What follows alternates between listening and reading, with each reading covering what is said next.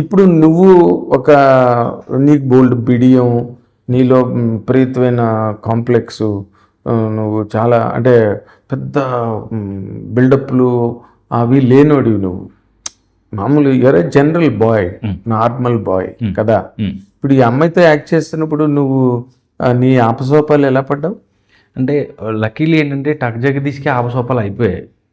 ఒక 15 రోజులు అప్పుడు యాక్ట్ చేశాను కాబట్టి ఫేవరెట్ యాక్టర్స్ అండ్ సీనియర్ యాక్టర్లు అందరూ ఉండడం వల్ల ఏంటంటే ఒక ఫెమిలియర్ పర్సన్ అన్నప్పుడు సగం ఐస్ బ్రేకింగ్ అయిపోయింది.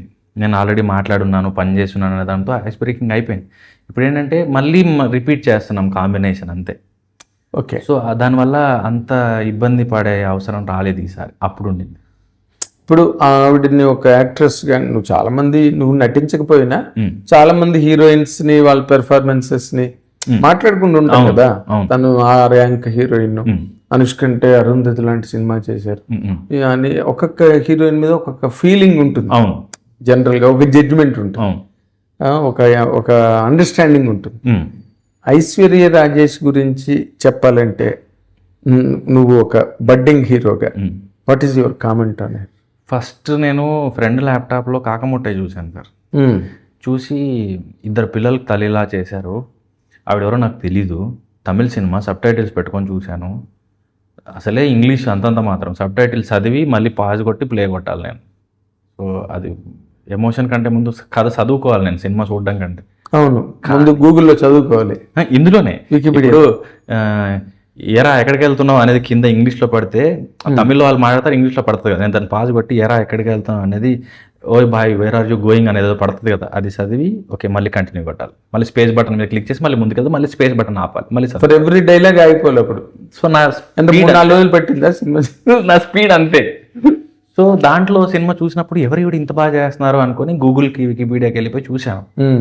తర్వాత అప్పటి నుంచి ఆవిడ వర్క్స్ చూడడం మొదలు పెట్టాను. అది వడ చెన్నై అవ్వచ్చు, కాపే రణసింగం అవ్వచ్చు, తను చేసిన ఫరానా, ఇవన్నీ సినిమాలు కూడా, డ్రైవర్ జమ్, ఇవన్నీ చూస్తున్నప్పుడు ఈజీ ఉంటుంది తనలో యాక్ట్ చేసేటప్పుడు.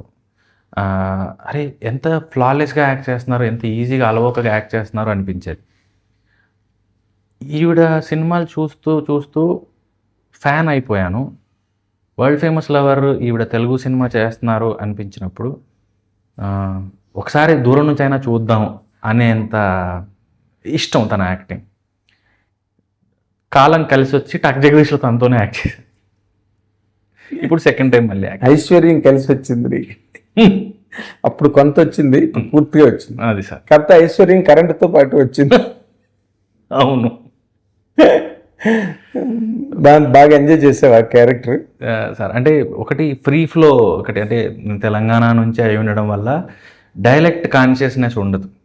పాపం ప్రతాప్ చేసినప్పుడు, ప్రీ వెడ్డింగ్ చేసినప్పుడు చివర్లో లేకపోతే ఎంటైర్ డైలాగ్ నేను డైలెక్ట్ మీద కాన్సన్ట్రేట్ చేయాలి. అంటే ఇది తెలంగాణ డైలెక్ట్ మీద సినిమా. మరి ఏంటి ఓ సుకుమారి టైటిల్ ఏంటి?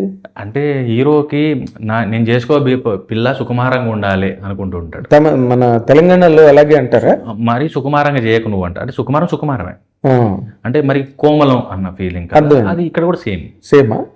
అంటే ఏం లేదు, మళ్ళీ లేకపోతే ఇడుపుగా అయితే గొడవలు అలా ఏం లేదు.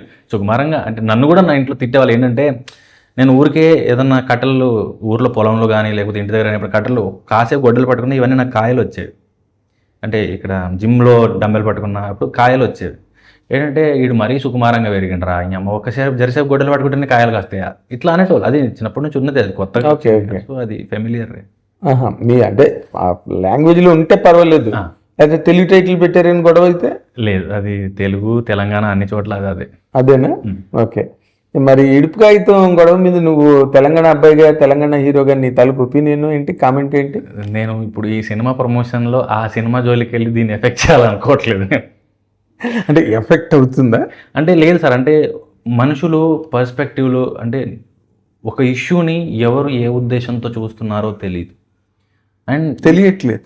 అండ్ నాకు ఒకటి ఫేమస్ లైన్ ఒకటి ఉంటుంది కదా సార్, ఏ నినాదం వెనక ఎవరి ప్రయోజనాలు దాగున్నాయో తెలియనంత వరకు అందరూ ఇలాగే.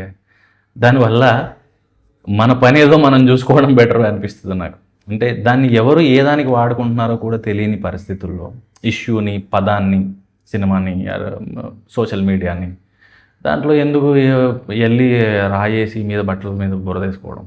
అదే మన సినిమా ప్రమోషన్ మనం చేసుకోవచ్చు. అంటే నాకు టక్మ నువ్వు సుకుమారి అనగానే ఒక గ్రాంధికం లాగా, ఇప్పుడు సుకుమారంగా ఉన్నావు అనడం వేరు, సుకుమారి అని అనడం వేరు. దీనికి ప్యారలల్ వర్డ్ మన తెలంగాణలో ఏం లేదా? అంటే గ్రామీణంలో మాట్లాడే మాట అవి చాలా పదాలు ఉంటాయి సార్, ఒకటే కాదు. ఇక్కడ బేసిక్గా తెలంగాణ ఏంటంటే ఎక్కువ ఉర్దూ మిక్స్డ్ పదాలే ఎక్కువ. ఇప్పుడు హాస్పిటల్ ఉంది, దాన్ని దవాఖానా అన్నది యాక్చువల్ తెలుగు కాదు, ఉర్దూ. దవాఖానా, ఖానా అన్నది ప్లేస్, దవా అన్నది మందు ఇచ్చే చోటు దవాఖానా. అలాగా ఎక్కువ శాతం ఇలా ఉర్దూ ఇన్ఫ్లుయెన్స్డ్ ఈ పదాలే ఎక్కువ తెలంగాణలో జనజీవనంలో రోజు వాడే పదాలు ఎక్కువ ఉండేవి. అంతే కదా, ఏ భాష అయినా అంతే కదా. మా నాన్న హాలిడేస్ని తాతీలు అనేవాడు, అది ఏ భాష కూడా తెలియదు నాకు. ఏమనేవారు? తాతీలు ఇచ్చిరారా అనేవాడు. తాతీలు అంటే హాలిడేస్. ఓకే. సో పేజీల్ని కమ్మలు అంటాం మేము. పేజీలో బుక్లో ఉండే పేజీల్ని కమ్మలు అంటారు. అరే ఒక కమ్మ చింపిరా రాసుకోవాలని. సో అవి కొంతవరకు తగ్గాయి ఫ్లోలో. అండ్ పెద్దవాళ్ళతో పాటు భాష కొంతవరకు అంతరించి ఈ ఒరిజినల్ పదాలు, ఇప్పుడు తాతీలు అనేది తెలంగాణలోనే చాలామంది తెలియదు. సో అట్లా కొంత కనుమరుగు అయి ఉండొచ్చు. కొన్ని పదాలు అందరికీ ఫెమిలియర్ అయ్యి ఉండకపోవచ్చు. మేము పరేషాన్ చేసినప్పుడు సౌసారా, చటాక్ అంటే చాలామందికి తెలియదు. చటాక్ అనేది అది నాకు తెలిసి అది ఉర్దూ అయి ఉండాలి. 100 grams చటాక్ అంటే. Chatak is a very popular term. ఇక్కడైనా అందరిలోనైనా చటాక్ అన్నది చాలా మంది అడిగారు, సౌసారా చటాకారా పోదాంపారా అంటే ఏంది మీనింగ్, నాకు ఈ లిరిక్ అర్థం కావట్లేదని. సౌసారా 100 rupees సారా, చటాకారా మిక్స్చర్ కారా. సో ఈ పదాలు పరేషాన్, మల్లేశం ఇట్లా చాలా వరకు అర్థం కాల చాలామందికి. సో ఇప్పుడు ఇడుపు కాగితం ఇష్యూ అవుతుంది, కానీ అప్పుడే జార్జ్ రెడ్డి కూడా చాలా వరకు అర్థం కాలేదు, కొన్ని పదాలు డైలాగులు అన్నారు. పరేషాన్కి చాలా మంది ఇష్యూ ఉండింది, అర్థం కావట్లేదు. ఎందుకంటే మేము కోర్ తెలంగాణ, మంచిర్యాల అన్టచ్డ్ తెలంగాణకి వెళ్ళిపోయాము. అంటే దాంట్లో ఇంకెలాంటి ఇంగ్లీషు ఉర్దూ ఇన్ఫ్లుయెన్స్ లేని తెలంగాణకి వెళ్ళిపోయాము. అంటే రా ఇలా ఉంటుంది రా, స్వచ్ఛంగా ఏ ఇన్ఫ్లుయెన్స్ లేని భాష అనే దానికి వెళ్ళిపోయాము మేము పరేషాన్. సో అందుకని చాలా మందికి అది అర్థం కాలేదు అప్పుడు. సో న్యూట్రల్ చేయమన్నారు. డైరెక్టర్ లేదు, నేను ఒక జెన్యూన్ ఎఫర్ట్, ఒక అటెంప్ట్ చేయాలనుకుంటున్నాను, నేను ఇది ఇలాగే చేస్తాను అన్నాడు. సో ఇడుపు కాగితం ఇష్యూ ఇప్పుడు, కానీ మేము ఇవన్నీ అప్పుడే చూసాం పరేషాన్కి. సో ఇప్పుడు పరేషాన్ లేదు, అలవాటు. అది తెలిసింది కదా, నాకు నవ్వు వస్తుంది ఇప్పుడు. ఏంటంటే మేము పరేషాన్కి ఇవన్నీ పడ్డాము. అంటే పదం అర్థం కావట్లేదని, పాట అర్థం కావట్లేదని, సినిమా అర్థం కావట్లేదని, అప్పుడు అవన్నీ చూసాం. కాబట్టి అప్పుడు ఇంత దానికి లైమ్ లైట్ లేదు కాబట్టి అది ఎవరికి తెలియదు. అంటే మీడియా ఇంత ఎరప్ట్ అయ్యి లేదు అప్పుడు కదా. కాబట్టి అదే రీసెంట్ టైం కూడా సోషల్ మీడియా బాగా వచ్చేసింది, కానీ but nobody has raised this point. అంతే కదా. అంతే. ఈసారి ఊరికే దానికి ఎందుకో ఒక రకమైన టైం సార్, ఒక్కొక్కసారి అలా అవుతూ ఉంటుంది. ఫోకస్ ఎక్కువ వచ్చి వాళ్ళకు 100 కోట్లు మైలేజ్ వచ్చింది టైటిల్. Free publicity.